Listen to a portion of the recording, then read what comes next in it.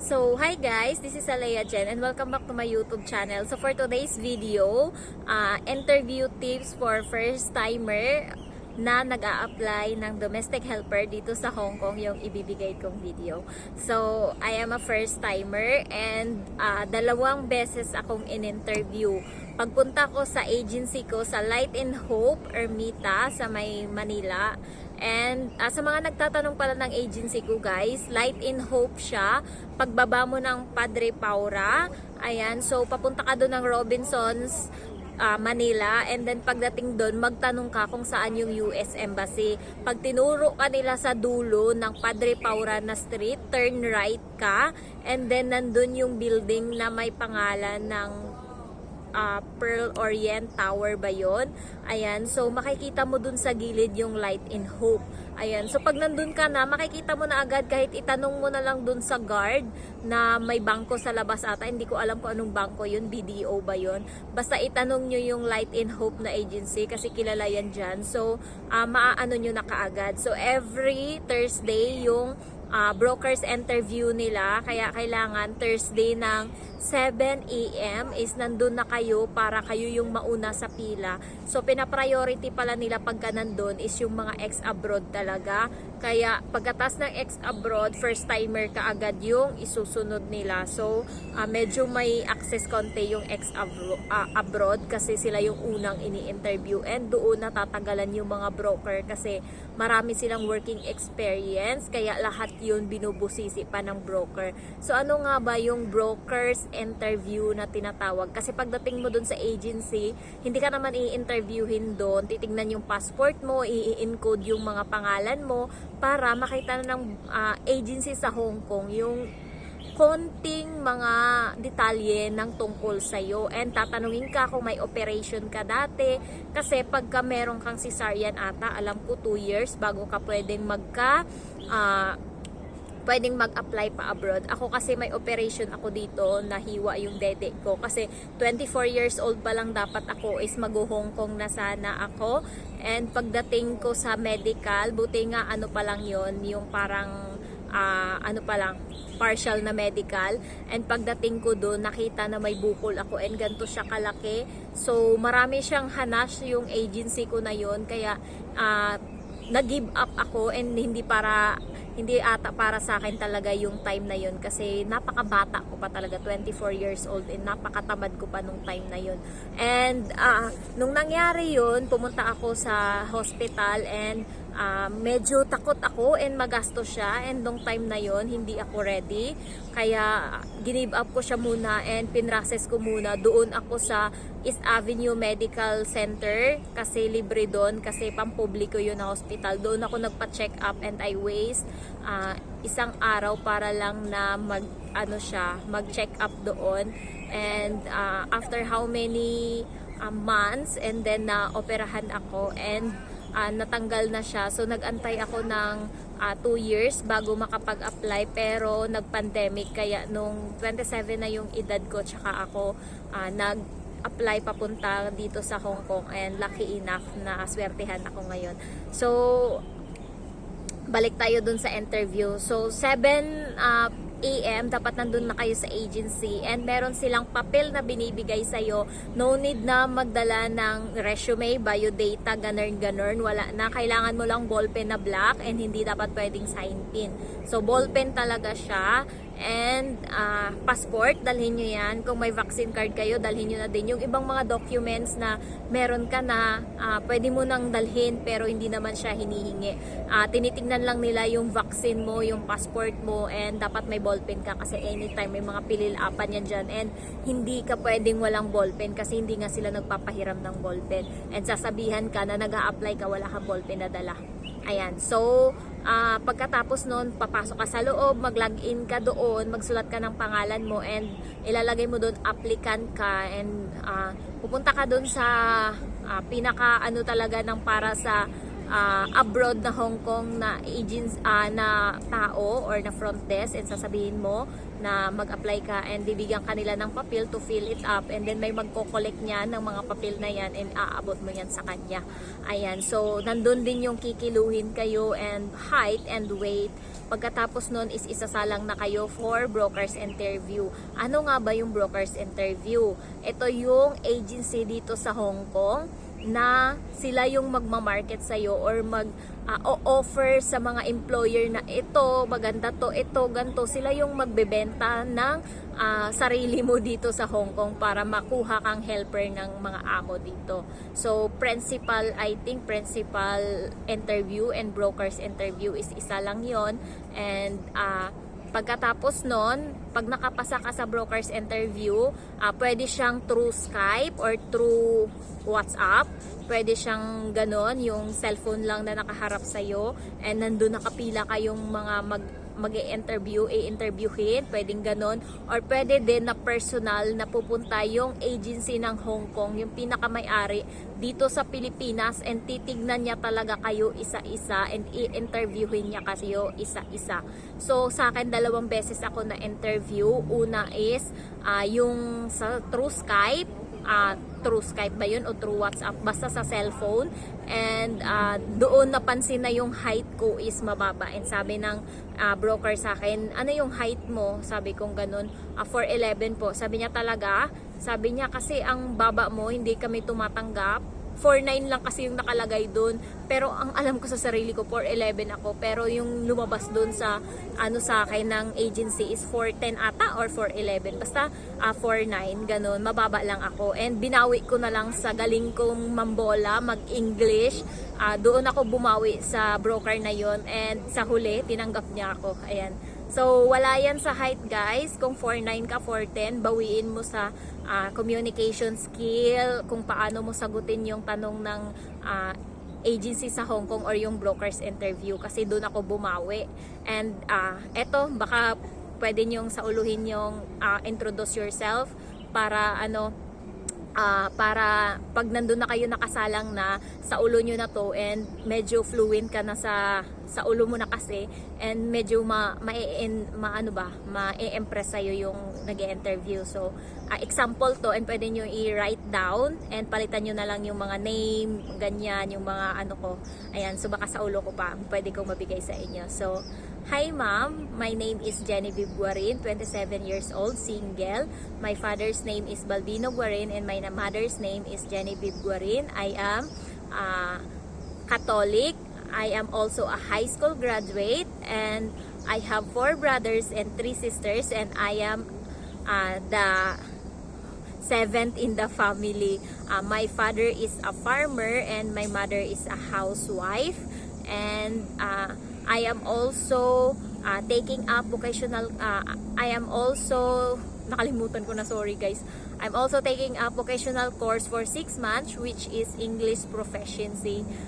To all prospective employers, nakalimutan ko na talaga yung yung broker's interview ko. Tapos isingit nyo na lang na I am a domestic helper here in the Philippines for 3 years, and I serve 4 members of the family, 2 adults and 2 children. 1 children is 5 years old boy and the other is 3 years old girl. My duty and responsibility is cleaning the house, washing clothes, cooking, sending kids to school, and teaching them in the afternoon. I also play with them and teaching them some lesson or some English lesson, and nakalimutan ko na talaga, sorry guys, pero dagdagan nyo na lang, and nakalimutan ko na talaga. Meron akong ibang video na nagawa ko yan, and nung time na yun sa ulo ko pa, kasi ngayon tanggap na ako, kaya kinalimutan na talaga. So ganun lang guys, and dapat medyo kayo, jolly kayo, ayun. And parang ang galing-galing nyo talaga mag-English. So ganun yung gawin nyo.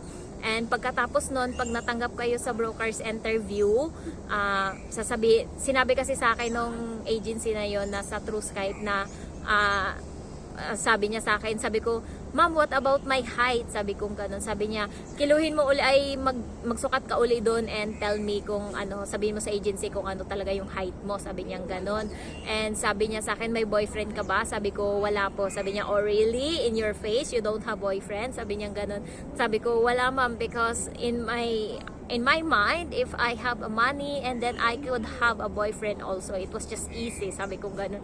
Tapos yung agency nakatingin talaga sa akin, syempre focus ako sa cellphone. Tapos yung kaibigan ko nakasama kong sa interview, siya yung nakatingin sa agency namin, and lahat sila tumigil sa ginagawa kasi magkatabi-tabi lang yung mga table doon. Nandun din kami, kasama kami doon kasi sa loob meron doong siniseminar na mga nag-oowa ata, kaya hindi kami nakapasok. Nandun kami sa labas in interview. Tumigil yung mga taga-opisina sa paggawa kasi ang lakas ng boses ko. Tingnan mo naman, ngayon pa nga lang malakas na. Paano pa kaya pag nandun na talaga sa closed area? And ayun, so lahat sila nakatingin sa akin. And kanina, nung time kasi na nandun pa kami nakapila, ako yung mukhang kawawa kasi first timer. Ayan, walang alam, pinakabata sa lahat. And mukha akong mukhang napaka-simple ko lang talaga. Ayan. Tapos nung bigla na akong nagsalita, parang yung sabi, kanina lang ang tahimik nito, parang nining-nini. Tapos ngayon, parang ang daldal pala, parang ang kapal pala ng mukha, parang ganun. Syempre, lumaki tayong nagbebenta. Customer nga napapabili natin na hindi dapat bumili. Ano pa kaya? Ganto pa kaya? So kaya natin na bula-bulahin lang yan. So galingan nyo na lang guys, and lahat ng tips dapat bago kayo mag-apply for brokers interview, manood kayo ng mga iba-ibang mga video para alam nyo kung paano i-interviewin, ano yung mga technique and tips. Ayan, so yes lang kayo ng yes guys. Halimbawa pag sinabi okay lang sa'yo na Sabado yung day off mo, ganto. Yes ma'am, okay lang sa'yo na weekdays. Yes ma'am, okay lang sa'yo na pag-hand washing ka. Yes ma'am, puro ganun. Okay lang sa'yo na magka-car wash ka. Puro yes lang kayo guys. And pagkatapos nun, lucky enough napili ako doon sa interview na yon. And pinapirma ako ng kontrata, and pinicturean ako, vinidyuhan ako, and pagkatapos nun umuwi na ako. And next na week hindi ako nagpa-interview, may interview pa yon pero hindi ako nagpa-interview kasi nung time na yon sinisingit ko lang yung trabaho and yung pag-a-apply ko. Pagkatapos, next week, sunod na linggo, nagpa-interview ako kasi na-challenge ako kasi eto, personal na talaga na yung agency ng Hong Kong na may-ari yung pupunta sa Pilipinas para lang i-interview yung mga applicants. So, na-challenge ako na doon ako mas lalong ginaganahan pag na-challenge ako. So, nung nandun na kami, marami kami doon sa may 17th floor ata kami, and then nauna na naman yung mga ex-abroad i-interviewin. VIP sila, Char. Tapos kaming mga first timer, kami yung pinakadulo. Kawawa yung mga first timer na galing pang Mindoro, Batangas, Laguna, Cavite. Ayan, so kawawa talaga, pero wala kang magagawa kasi yun yung policy ng agency. Unahin yung ex-abroad ng interview kasi doon maraming nakukuha. Basta ex-abroad ka guys and natapos mo yung kontrata mo, ang dali mo lang makuha sa mga interview. Ayun yung maganda pagka may good record. So pagkatapos nila, and ako na sinalang, ako yung next na sinalang kasi sa na yon, sa agency na yon, VIP ako sa first timer, sorry. Kasi meron dong taga-opisina na nagkagusto sa akin and chinachat ako parati, ganun. And then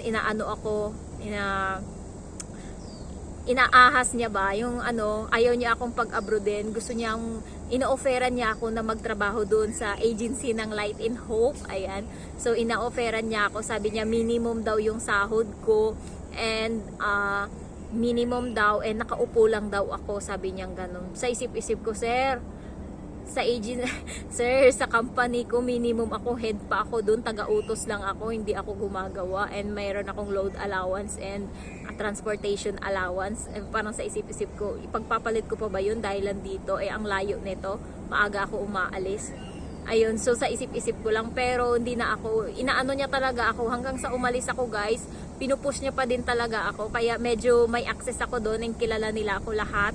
Kaya nung nandun na kami sa taas, kasi hindi nila nakikita na mukhang pangkatulong yung mukha ko, kasi syempre ang mga kamay ko nung time na yun, ang ang tutulis niyan, kasi hindi yan nababasa ng tubig buong araw, nababasa lang yan pag naguhugas ako ng kamay, pag nagsi-CR and pag naliligo lang ako, kasi wala naman akong trabaho, mall, tapos nag-a-assist lang akong customer, nagtatransact ng benta, ganun lang, nagsusulat, ganyan, nagsusulat ng benta, susulat ng report, nagbabiber, hawak cellphone, ganun lang yung trabaho ko, and hindi ko lang alam bakit pumunta ako dito. So, pinaparinggan ako ni Ma'am Daisy, yung pinaka-head, and kilala nila ako lahat doon, kasi nga, type nga ako nung isa doon. So, pinaparinggan ako, sabi, oh, yung mga first timer dyan, baka dito lang kayo magaling, pagdating doon, nag-break contract na kayo kaagad, dapat isip-isip din kayo. Tapos ako yung tinitignan sa isip-isip ko, Diyos ko, hindi mo ko kilala, kaya kong magtiis, parang ganun, parang yung mga first timer, ina-under talaga, yung parang tawag nito, ina-underestimate nila na magbe-break contract. So, totoo naman talaga, madaming mga first timer na nagbe-break contract, and expectation versus reality. Expectation nila, hayahay dito, maganda dito, kasi may day off, and then maliit lang yung bahay, and ganito. So, expectation nila na 8 hours yung tulog, ganun. So, hindi ganun yung reality. Yung reality, madaming hanash, madaming arte, madaming luto, madaming hugas, and kahit maliit yung bahay, hindi nauubos yung gawain. Ayan. And also, kahit day off, minsan pinapatrabaho pa yung ibang katulong, and libre sigaw, ganun. Pero awa ng Diyos sa akin, walang sigaw. Hindi pa ako nasisigawan. So, pagkatapos ng tahimik lang ako, and maya-maya dumating na yung mag-e-interview, and medyo lang siya magsalita ng English, kaya dapat guys, yung tenga nyo medyo malinaw ha, mag-cotton buds kayo bago magpa-interview para hindi pa ulit-ulit. Ayaw nila ng paulit-ulit, yun yung pinaka-hate nila sa lahat. So, pagkatapos nun, in-interview ako, and galingan nyo lang guys, halimbawa sinabihan kayo ng sitwasyon na halimbawa nagsuntukan yung dalawang bata, anong gagawin mo? Pinakaano talaga, wag nyo sasaktan yung bata. Sabihin mo kapag sinuntukan ng bata, anong gagawin mo? I'm not going to fight back, or I'm just going to explain him that if his mommy is going to come back, and I'm going to tell his mommy what he do, ganon, or what he did wrong, ganon. So, explain lang talaga ng explain, and then, wag talagang sasaktan, and we don't have the right also to hurt the baby or the children. Ayan. So, kasi guys, may CCTV dito, and yan, mga mamahaling CCTV yung kinukuha nila para high resolution, and then with audio, nagsasalita pa yan daw, sabi ng mga iba, nagsasalita daw. Ayan, so pagkatapos nun, and ano pa ba yung in-interview sa akin, basta pinicturean ako and binidyuhan. So galingan nyo na lang guys, kasi merong close-up photo, so smile kayo dapat, and meron ding photo na whole body picture, and hindi kayo mukhang rarampa sa picture na yon. Ayan, so pagkatapos nun, mga 1 week pa lang, natanggap na ako, and sabi sa akin, meron daw akong employer's interview. So, yung employer's interview, ito na yung amo mo mismo yung mag-i-interview sa'yo, at dapat dito galingan mo na talaga and give your best shot na talaga.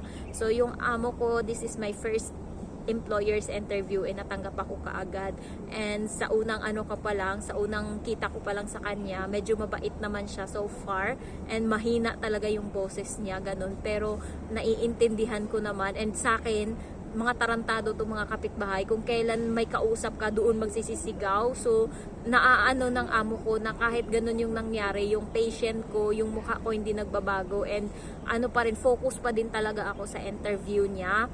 And marami siyang mga tinanong. Yung tinanong ng lalaki sa akin kung magkano daw yung sahod ko, and magkano daw yung ipapadala ko, and yung iiwan ko para sa sarili ko. So yun yung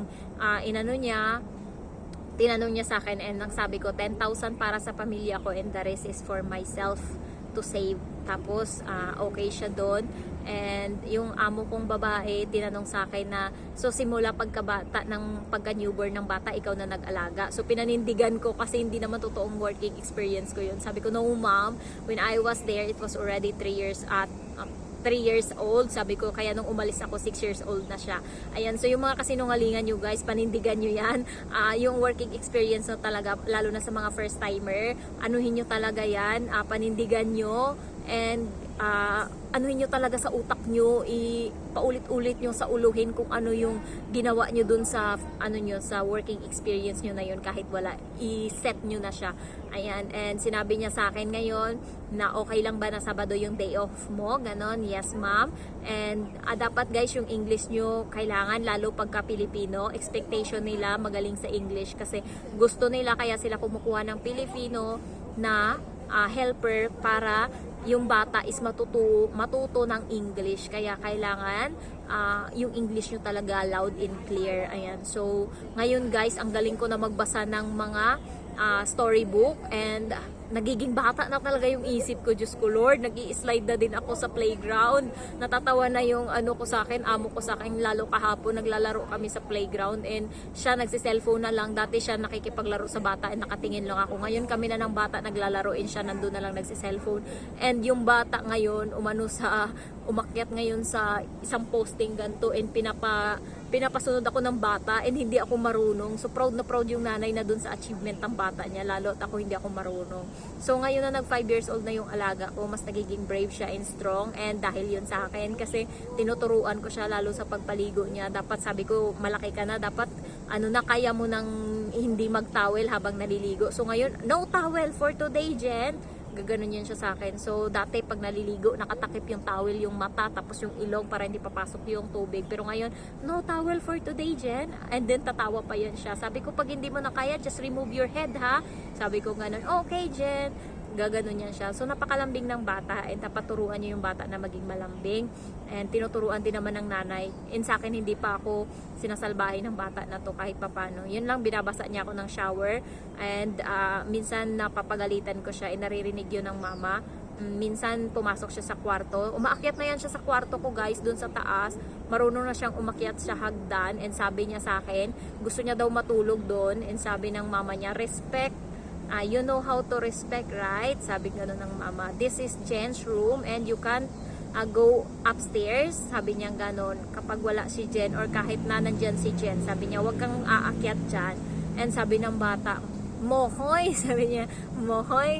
Sabi niya, kanat daw. Sabi niya, gusto niya dun matulog sa kwarto ko. Sabi naman, kasi cozy daw yung kwarto ko. Tapos sabi naman ng ng amo niya, gusto mo palit kayo, doon siya matulog sa kwarto mo, tapos ikaw dito. Gusto niya daw na magkatabi kaming matulog. So, ngayon guys, so far, ang bait ng amo ko. And sa pagkain naman, nagsasaing ako, bahala ka dyan. Kaya ayokong bumaba pa ng 45 yung ko talaga, yung kilo ko. So nakikita niya, nagsasaing ako ng kanin and bahala siya dyan. Kung ayaw niya akong pasaingin ng kanin pagka sobrang na talaga, malaki na yung kain ko, bibili ako ng sarili kong bigas and magsasaing ako. I can afford to buy my own rice, char. Ayun, so kaya naman. Pero sa ngayon naman, okay naman sila. And sa pagkain, basta may sabaw lang guys yung soup nila na na pagkain, mabubuhay na ako kasi may baboy doon and hindi nila kinakain, hindi ako yung kumakain doon. So ano pa ba? Sa employer's interview, dapat jolly ka lang, happy, ayan, and natutuwa sila pagka hindi ka nakasimangot. Ayaw ng mga amo dito na nakasimangot kahit isang beses. Hindi ako nakasimangot pero masakit talaga yung puson ko kasi may regla ako noon and wala pa akong isang buwan nun sa kanila and linggo yun na time, so masakit talaga. Tapos sabi, pinapunta niya yung bata sa akin dun sa may kwarto. Sabi niya, Jen, are you sad? So nagulat ako, sabi ko, why did you say I'm sad, Eva? Tapos ko siya, niyakap ko siya. Sabi ko, why did you say that? Tapos yung mama pala nakikinig. Sabi niya, kasi yung mukha mo, sabi niya ganun. Sabi ko, ma'am, it's my first day of period and my tummy, it's painful. Sabi ko ganun. Sabi niya, you want to rest? You could go in your room. Sabi niya ganun. Sabi ko, no ma'am, it's okay. Sabi ko lang ganun. Pero naiintindihan niya ako and sabi niya sa akin, aalis kami ngayon, pupunta kami dun sa lola ko, dun kami kakain and you can rest in your room. Sabi niya ganun. Pwede kang magpahinga dyan and pagka babalik kami, tsaka ka na bumaba. Pero hindi ko tinry guys na matulog ng hapon kasi alam ko sa sarili ko, kahit pinapatulog niya ako pagkatapos ng trabaho ko, alam ko sa sarili ko na hindi ako gigising ng 1 oras lang. So pag ako kasi natulog hanggang alas 7 yan ng gabi, sisimula ako matulog alas 3 ng hapon, alas 7 yan ng gabi babangon. Kaya ayoko talaga. So uupo na lang ako dyan sa gilid, uupo na lang ako sa may upuan ko sa may kwarto or kaya sa kusina kasi alam ko na talaga sa sarili ko na hindi ko talaga mapapabangon yung sarili ko ng ganun. Kaya ayun lang guys, ang mahaba na naman tong chismis ko. So hindi ko na alam ngayon. Dati naman tag 8 minutes lang yung mga video ko. Why now it's already 20 minutes and madami pa akong gustong sabihin. Ayan, so if you're new to my channel guys, don't forget to like, to comment, and then to subscribe. Thank you so much for watching. Bye bye.